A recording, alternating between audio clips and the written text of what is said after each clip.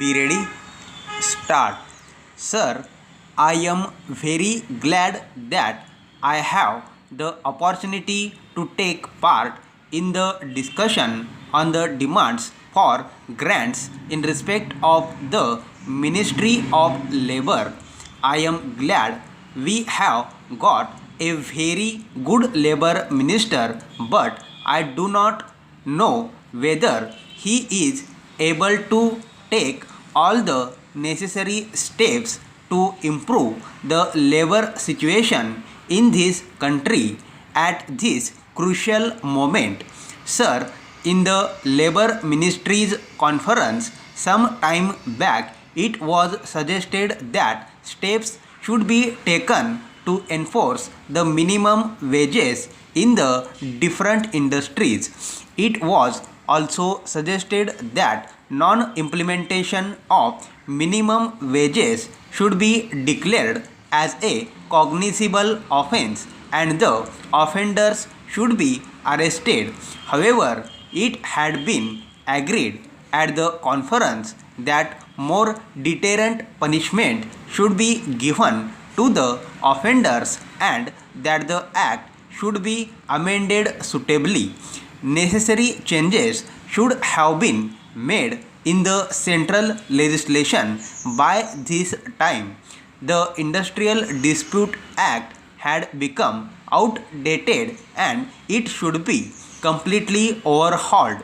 Sir, if the administration of Provident Fund scheme at various levels has to be fully advantageous to the employee, there should naturally be regional offices which could directly deal with the membership of the fund who go in for advances, loans, etc.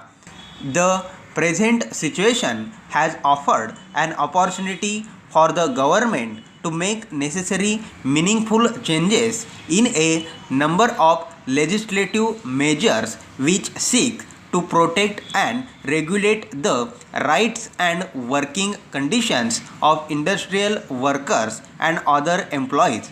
In fact, several causes of the legislative measures have little relevance to the present day conditions. Regarding the Apprenticeship Act, once our Prime Minister said in the State Labour Ministry's conference that the Apprenticeship Act had not been implemented vigorously. It had not been given a trial utilization of apprenticeship opportunities or filling such vacancies has not been uniform in all the states. Creation of skilled manpower has lagged behind the limits of possibilities. So the more important point is that what is to be done with the trained manpower if it cannot find jobs. What is even more important is that there is a new sense of urgency and a will to get things done. With regard to this, the basic problem relates neither to the number of apprentices nor to the value of their stipends. Furthermore, the gross contribution to the fund has been increasing year after year, but the average refund amount is not increasing accordingly.